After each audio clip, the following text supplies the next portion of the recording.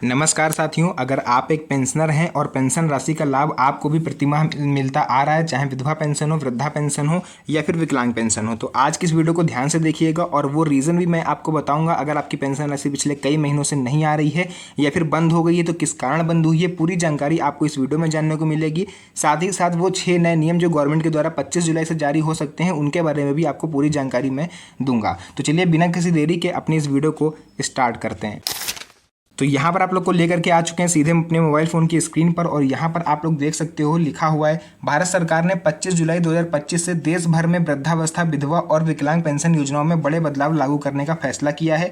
इसका उद्देश्य पेंशन वितरण प्रक्रिया को और अधिक पारदर्शी, डिजिटल, सरल और लाभकारी बनाना है ताकि वास्तविक जरूरतमंदों को समय पर सही पेंशन राशि मिल सके और फर्जी लाभार्थियों को हटाया जा सके। यह बदलाव लाखों पेंशन धारकों के लिए महत्वपूर्ण है क्योंकि इससे उनकी आर्थिक स्थिति में सुधार होगा और भ्रष्टाचार भी कम होगा। इसी के साथ साथ पेंशन के लिए जो 6 नए नियम हैं उनकी शुरुआत कर देते हैं। कुल टोटल 6 ऐसे नियम हैं जो आप सभी पेंशन धारकों के लिए जानना जरूरी है। तो आइए एक एक करके उन सभी नियमों के बारे में आपको समझाते हैं। पहला नियम जो है वो हमारा आ जाता है वृद्धावस्था पेंशन में बढ़ोतरी और आय सीमा को लेकर के, यानी कि देखिए वृद्धावस्था पेंशन की जो न्यूनतम पेंशन राशि है उसको 1500 रुपये प्रति माह तय किया गया है। यानी अब जो न्यूनतम पेंशन राशि आप सभी वृद्ध पेंशनों को मिलेगी वो 1500 मिलेगी। लेकिन यहाँ पर एक फैक्ट ये है कि वो डिपेंड करेगा आपके राज्य के ऊपर, क्योंकि अधिकतम पेंशन राशि तो 3000 रुपये तक हो सकती है, लेकिन राज्य सरकारों के निर्णय पर यह फैसला निर्भर करेगा। क्योंकि अधिकांश राज्य ऐसे हैं जो केंद्र सरकार से योगदान लेते हैं पेंशन राशि देने के लिए, लेकिन कुछ राज्य ऐसे हैं जो अपने बजट में से कटौती करके पेंशनरों को पेंशन देते हैं। तो इससे पहले आपको ये जानना पड़ेगा किसी भी राज्य की ऑफिशियल वेबसाइट पर जाकर के कि आपके राज्य में ये बढ़ेगी या नहीं बढ़ेगी।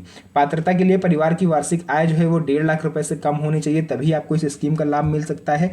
इससे आय सीमा के कारण कई नए बुजुर्ग लाभार्थी योजना में शामिल हो सकेंगे। इसी के साथ साथ देखिए आपको बता देते हैं इस नियम से गरीब और बेसहारा बुजुर्गों को फायदा मिल पाएगा जो अब और ज़्यादा बेहतर स्थिति में रह सकेंगे। पहले ही न्यूनतम पेंशन 1000 रुपये थी, लेकिन गवर्नमेंट ने ये फैसला किया है कि क्यों ना इसे बढ़ा करके 1500 रुपये कर दिया जाए। लेकिन मैं फिर इस चीज़ को दोहरा रहा हूँ, ये डिपेंड करेगा राज्य के हिसाब से अलग अलग। दूसरा नियम आ जाता है विधवा पेंशन के लिए। देखिए पात्रता को और भी ज़्यादा पहले से सख्त कर दिया गया है। यानी विधवा पेंशन के लिए जो आयु सीमा है उसको बढ़ा करके 40 वर्ष से 60 वर्ष तक कर दिया गया है। यानी कि अब 18 से 60 वर्ष की महिलाएं भी इस स्कीम का लाभ ले पाएंगी। पहले 18 से 40 वर्ष इसकी लिमिट रहती थी। परिवार की जो वार्षिक आय है वो 2 लाख रुपए से कम होनी चाहिए। आधार कार्ड बैंक खाते से लिंक होना कंपलसरी है, बिना इसके आपको इसका फायदा नहीं मिल सकता। इस नियम से केवल वास्तविक जरूरतमंद विधवाओं को ही पेंशन मिलेगी और फर्जी लाभार्थियों को रोका जाएगा। इसके बाद आ रहा है विकलांग पेंशन में डिजिटल वेरिफिकेशन और प्रमाण पत्र। देखिए ये सबसे बड़ा अपडेट है, ये सभी विकलांग जो भाई बहन हमारे उनके लिए।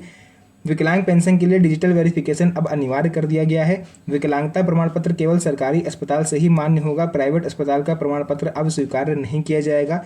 न्यूनतम विकलांगता पेंशन राशि को 1500 रुपये से बढ़ा करके 2500 रुपये तक किया जा रहा है। विकलांगता का प्रतिशत कम से कम 40% तक होना चाहिए। अगर इससे ज़्यादा, इससे कम आप विकलांग हो तो फिर आपको इस स्कीम का लाभ नहीं मिलेगा। उसके बाद देखिए यहाँ पर आ जाता है हमारा, इससे विकलांग लाभार्थियों को अधिक फायदा मिलेगा। फोर्थ नियम है आधार कार्ड को लेकर के, यानी आधार कार्ड की लिंकिंग अनिवार्य है। अब आपको आधार कार्ड को अपने पेंशन अकाउंट से लिंक करना कंपलसरी है। बिना आधार लिंकिंग के आपकी पेंशन रोकी जा सकती है। साथ ही अब हर 6 महीने में आपको अपना जीवन प्रमाण पत्र यानी कि लाइफ सर्टिफिकेट अपडेट करना होगा, नहीं तो पेंशन बंद हो सकती है। यह नियम पेंशन वितरण में पारदर्शिता और भ्रष्टाचार रोकने के लिए लागू किए जा रहे हैं। 5वां नियम आ जाता है ग्रामीण और शहरी क्षेत्र में जो पेंशन राशि है अब आपको उसमें एक समानता देखने को मिलेगी। पहले थोड़ी सी भिन्नता थी, जो ग्रामीण क्षेत्र के हमारे पेंशनर थे उनको थोड़ी कम पेंशन मिलती थी, शहरी क्षेत्र में पेंशन राशि को थोड़ा सा ज़्यादा दिया जाता था। लेकिन अब ये नियम हटा के सबसे बड़ा अपडेट ये है कि अब शहरी और ग्रामीण पेंशन राशि एक समान आपको देखने को मिलेगी, क्योंकि इससे ग्रामीण क्षेत्र के बुजुर्गों को अधिक लाभ होगा। क्योंकि पहले ग्रामीण और शहरी पेंशन में बड़ा अंतर था। राज्य सरकारें अतिरिक्त सहायता राशि भी दे सकती हैं, खासकर महिलाएं और ट्रांसजेंडर समूहों को। तो ये चीज़ हो गई। उसके बाद 6वां नियम आता है महिलाओं और ट्रांसजेंडर समुदाय के लिए इसमें विशेष प्रावधान किए जा रहे हैं। यानी 60 वर्ष से अधिक उम्र की अकेली महिलाओं को अतिरिक्त 500 रुपये पेंशन जो है वो प्रति माह मिल सकती है अतिरिक्त, ठीक है। ट्रांसजेंडर समुदाय के लिए न्यूनतम पेंशन राशि 2500 रुपये प्रति माह तय की गई है। यह नियम सामाजिक समावेशन, आर्थिक सुरक्षा को बढ़ावा देने के उद्देश्य से बनाए गए हैं। इसके बाद आ जाता है पेंशन वितरण प्रणाली में भी सुधार किया जा रहा है। यानी पेंशन अब सीधे लाभार्थी के बैंक खाते में ट्रांसफर की जाएगी, बिना किसी ब्रोकर के सीधे डीबीटी के जरिए ट्रांसफर होगी। आधार कार्ड लिंकिंग और डिजिटल वेरिफिकेशन से फर्जी लाभार्थियों को हटाया जाएगा। पेंशन वितरण प्रक्रिया पूरी तरह से डिजिटल और पारदर्शी होगी। ऑनलाइन आवेदन की सुविधा भी उपलब्ध कराई जाएगी, जिससे आवेदन प्रक्रिया सरल और तेज हो पाए। उसके बाद देखिए पेंशन राशि में वृद्धि का प्रभाव क्या होगा, ये तो सबको पता है कि सबका जीवन स्तर सुधरेगा जो पेंशन राशि अगर बढ़ जाती है तो। अब बात कर लेते हैं इसके पात्रता और आवश्यक दस्तावेज क्या है, क्या ये सभी को इस चीज़ का लाभ मिलेगा या केवल कुछ लोगों को। तो देखिए जो लोग पात्रता रखते हैं केवल उन्हीं सभी को इस चीज़ का लाभ मिल सकेगा। बढ़ी हुई पेंशन राशि का लाभ भी उन्हें मिलेगा जो एलिजिबिलिटी रखते हैं यानी पात्रता रखते हैं, सभी के लिए नहीं है। पात्रता क्या है वो सुन लीजिए। परिवार की वार्षिक आय वृद्धावस्था पेंशन के लिए 1.5 लाख रुपए से कम और विधवा पेंशन के लिए 2 लाख रुपए से कम होनी चाहिए। आधार कार्ड बैंक खाते से लिंक होना चाहिए।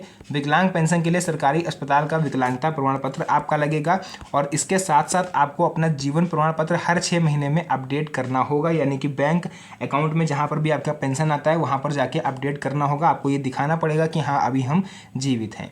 ऑनलाइन आवेदन के लिए आवश्यक दस्तावेजों की डिजिटल कॉपी आपको जमा करनी होगी। इसी के साथ साथ अब हम आपको बता देते हैं वो कौन से कारण हैं जिस कारण से लोगों की पेंशन बंद होती है। कहीं आपकी पेंशन भी अगर बंद हो गई तो ये कारण तो नहीं, इसको एक बार आप चेक जरूर करिएगा।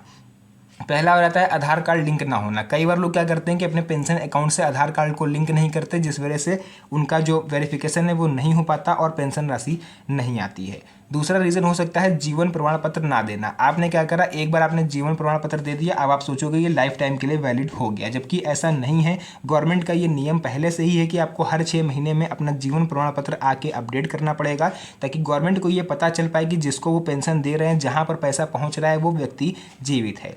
आय सीमा से अधिक आय होना। हो सकता है जब आपने पेंशन के लिए आवेदन किया हो उस टाइम आपकी जो आय है वो कम हो, लेकिन अब समय के साथ साथ आपका इनकम ऑफ सोर्स बढ़ गया हो, आपकी जो आमदनी है वो बढ़ गई हो, तो आप इन मतलब अपात्र हो गए हो, तो ये भी रीज़न हो सकता है कि गवर्नमेंट ने आपकी पेंशन बंद कर दी हो। कई बार ऐसा देखा गया है, मेरे पे एक कमेंट करा था किसी ने, कोई बुजुर्ग थे, उनकी बुजुर्ग पेंशन जो थी वो बंद हो गई थी। रीज़न ये था कि उनका जो अकाउंट था, जिस अकाउंट में उनकी पेंशन राशि आती थी, उस अकाउंट में वे अपने सभी किराएदारों से किराया लेने लगे ऑनलाइन, जिस वजह से गवर्नमेंट को लगा कि उनकी जो इनकम ऑफ सोर्स है वो बढ़ चुका है, उनकी पेंशन राशि उन्होंने तुरंत बंद कर दी। तो ये भी रीज़न हो सकते हैं। हालांकि अब ये मैंने इसकी पुष्टि नहीं करी है, लेकिन उन्होंने यही बोला था कमेंट में, सो मैंने आप लोग को बता दिया। उसके बाद देखिए फर्जी लाभार्थी पाए जाने पर क्या होगा, आपकी जो पेंशन राशि वो बंद हो जाएगी। विकलांगता प्रमाण पत्र भी अब मान्य नहीं होगा अगर आप प्राइवेट अस्पताल से लेके जाते हो तो ये सब कारण हो सकते हैं जिस वजह से आपकी पेंशन राशि बंद हो रही है। आपने इन नियमों का पालन नहीं किया, तो आपको इन नियमों का पालन करना जरूरी है अगर आपको समय पर पेंशन चाहिए तो। बाकी सरकार का उद्देश्य क्या है, सिंपल सा है कि सभी जरूरतमंदों को समय पर पेंशन मिले, डिजिटल और पारदर्शी व्यवस्था से भ्रष्टाचार भी कम हो जाए, फर्जी लाभार्थियों को हटाकर संसाधनों का सही उपयोग हो, क्योंकि जितने फर्जी लोग हटेंगे नए नए लोग उतने आराम से जुड़ पाएंगे। वृद्धा, विधवा और विकलांग पेंशन धारकों की आर्थिक स्थिति इससे मजबूत हो पाएगी, सामाजिक सुरक्षा और समावेशन को बढ़ावा मिलेगा। तो जो भी चीज़ें थी मैंने ये वीडियो आप लोग के लिए बनाया, आप लोग को अवेयर करने के लिए बनाया कि जो नए नियम आने वाले हैं, 6 नए नियम, उनके बारे में आप लोग को पहले से जानकारी हो। तो वीडियो पसंद आई तो वीडियो को एक बार लाइक करके चैनल को सब्सक्राइब जरूर कर लीजिएगा। साथ ही साथ इसे अपने यार दोस्तों रिश्तेदारों के साथ भी शेयर करिएगा, ताकि उन्हें भी इस चीज़ के बारे में पता चल पाए। तो बाकी मिलते हैं आप सभी से नेक्स्ट वीडियो में एक और अच्छी इंटरेस्टिंग मज़ेदार वीडियो के साथ। तब तक के लिए धन्यवाद। जय हिंद।